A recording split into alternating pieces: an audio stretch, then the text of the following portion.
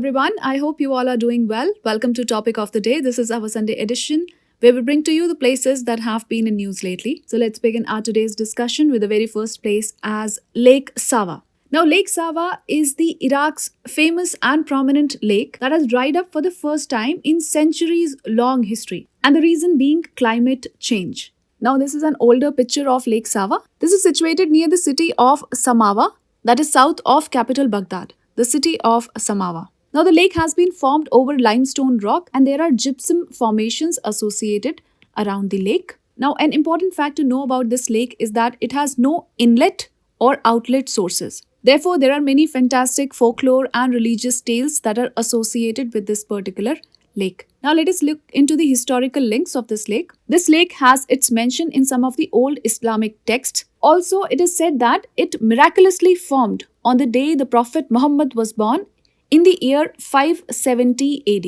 Now, in 2014, Lake Sawa was named a Ramsar site, which is an international designation for important wetlands, gaining recognition as a rare area in the need of protection. Now, as we know, Ramsar is a place in Iran where the Ramsar Convention was signed, or we can say the Convention on Wetlands was signed in the year 1971 and it came into force in the year 1975. So the Ramsar Convention is an intergovernmental environment treaty that was established in the year 1971. Now, India became signatory to the Ramsar Convention the 1st of February 1982. And if we talk about world's first Ramsar site, that was in the year 1974. So the wetland was known as Coburg in Australia. So another fact is that United Kingdom has the world's largest number of Ramsar sites, and that is 175 for UK. Now with this, I'll leave you with the first question of the day. You have to name the number of Ramsar sites in India as of now. So the largest and the smallest Ramsar site in India. So this was all about Lake Sawa. Let's move on to our next location, is the Hans Island. So recently this was in news as Denmark and Canada decided to end a 49-year-old dispute and share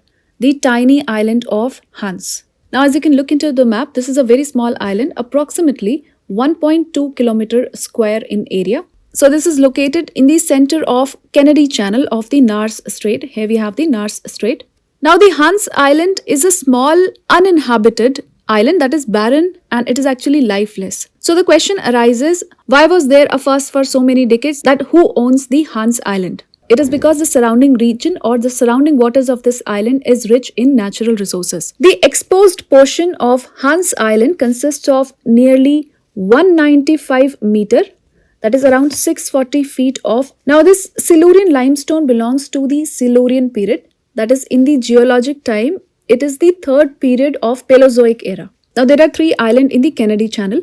The first one is the Hans Island and that is the smallest of these three islands. Another island is the Franklin Island and another one is the Cozier Island. Now if we talk about the Nares Strait, so this island was named as Hans Island after Hans Hendrik, who was an Arctic traveler and a translator. So he died in the year 1876. Now one important fact about this dispute is that this was known as the Whiskey War because back in the year 1984, a minister from Denmark who went on the Hans Island, he raised a flag on this island and buried a bottle of Danish whiskey at the base of that flagpole. And he wrote on the flagpole, "Welcome to the Danish island." So similarly, when somebody went from Canada to this island, they hoisted their own flag and left a bottle of Canadian brandy over this island. And this process kept on going. So whenever somebody visited this island, they would leave bottles, glasses, etc. over here. Now to resolve this issue, talks began in the year 2002 and in the year 2022, it was resolved. So a boundary was drawn just to the middle of the island and this was peacefully resolved. Before this deal, Canada used to share boundary with only United States. But after this deal, Canada will be sharing boundaries with two countries. That is, first one is the Denmark because Greenland is autonomous region of Denmark and another one is the United States itself. So this was about Hans Island. Let's move on to our next location. Now let's move on to the next location and that is the Katchatheevu Island. So this is an island dispute between India and Sri Lanka. This was recently in news as the Chief Minister of Tamil Nadu demanded the retrieval of Katchatheevu Island in India. Now this island belonged to India, but in the year 1974, this island was gifted to Sri Lanka by the then Prime Minister Mrs. Indira Gandhi. So let's look into the map. Where is this island located? So as you can see in the map, this is India and this is Rameshwaram in India. This is Sri Lanka And here is the Katchatheevu Island. So this island is located in the Park Strait, and here we have the Park Bay. This is the Park Bay. So let's discuss some of the geographical features of this island. Now, this island is a product of 14th century volcanic eruption. So that is a volcanic island. If we talk about volcanic islands, these are formed by eruptions of volcanoes on the ocean floor. So as the volcanoes erupt, they build up layers of lava that may eventually break the water's surface. And when the top of the volcano appears above the water, that is when an island is formed. Now, if the volcano is still beneath the ocean surface, it is known as seamount. And a fact about this island is that this island lacks the drinking water. Now, let's discuss the history that is related to dispute between India and Sri Lanka due to this island. So, the Katchatheevu Island, it is a disputed territory between Sri Lanka and India, and it was claimed by India until 1976, but it was administered by Sri Lanka at that moment. Now, in 1974, the then Prime Minister, Mrs. Indira Gandhi, signed 4 maritime boundary agreements. That was between the year 1974 and 76 with the then Sri Lankan Premier, Srimavo Bandaranaike, that is the Sri Lankan President, and gifted this island to Sri Lanka. Now, the Tamil Nadu government refused to accept this agreement, and therefore it demands the retrieval of the island from Sri Lanka. So, what actually does the agreement say? Now, according to the agreement between India and Sri Lankan governments, the citizens of India are not required to possess an Indian passport or a Sri Lankan visa for visiting this island. And another important point is that there is a shrine, which is known as Saint Anthony's Shrine. That is the only structure on the island, and also there is a 3-day festival associated with this particular shrine that is held annually at this island. So this was a little bit about the Katchatheevu Island, and let's move on to our next location. Now let's move on to our next location, and that is Tunisia. So Tunisia was in news recently as it sought an International Monetary Fund loan that was in return for a reform package. Now Tunisia is facing a financial crisis. Also, Tunisia is the country from where the Arab Spring originated in the year 2011. The Arab Spring that led to civilian uprising in many of the African regions. Now let's move on to the African continent and see where is Tunisia located. So to the north of Africa, we have a small country that is named as Tunisia. The capital city is Tunis, and here we have the Strait of Gibraltar. This is the Mediterranean Sea. This is the Gulf of Gabes, and this one is known as the Gulf of Sirte. So as you can see in the map, it is the northernmost country in Africa, and it is the part of the Maghreb region of North Africa. So Tunisia is a part of the Maghreb region of North Africa. Now, when we talk about the Maghreb region, it is the westernmost part of the Arab and Muslim world. So prominently, there are 5 countries and 1 region that are part of this Maghreb region.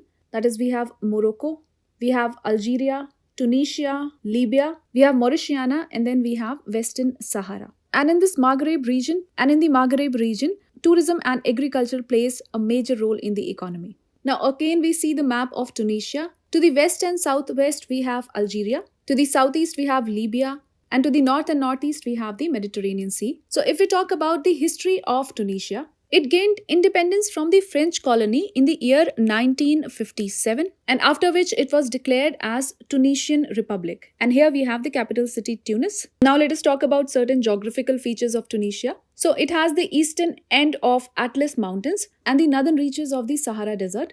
So we have the Atlas Mountains that are located just above the Sahara Desert.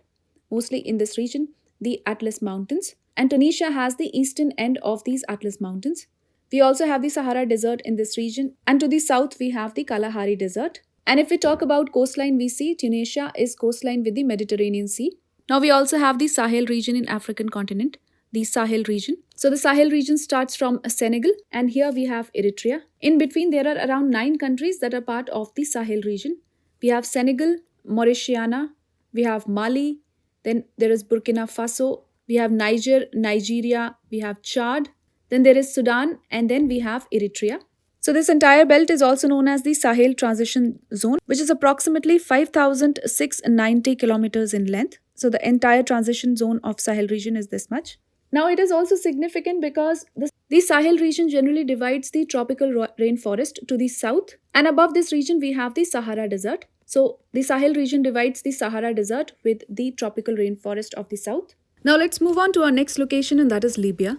So, Libya has been facing a political crisis in the country with the humanitarian violations and political military instability. Now, this began with the Arab Spring that actually originated in Tunisia, as we have covered earlier, and the protest began in the year 2011. So, this led to the overthrowing of the ruler Muammar Gaddafi in Libya. Let's look into the map. Where is this country located? So as you can see in the map, to the north of African continent, we have Libya that adjoins Tunisia, Mediterranean Sea, Egypt. We have Chad, Niger and Algeria to the west. So the capital city is Tripoli, and Libya also falls under the Maghreb region, as we have discussed earlier, the Maghreb region of Africa. Now let us look into some of the historical facts related to Libya. So Libya is made up of three historical regions, that is Tripolitania, Fezzan and the regions of Cyrenaica.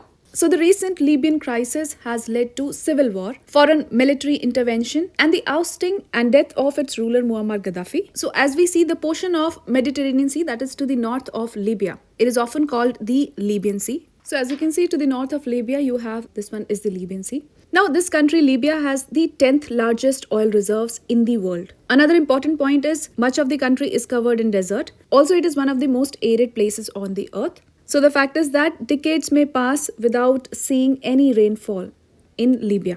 Now there are natural hazards and also hot, dry and dust-laden sirocco. So what is sirocco? This is the southern wind that blows from 1 to 4 days in spring and autumn. Generally in Libya, it is known by the name Ghibli, and there are also dust storms and sandstorms. And in this region, we also find oases that is scattered throughout. And so in this region, we also find oases. Well, that was a bit about Libya, and with this we call it a wrap of today's edition of Places and News.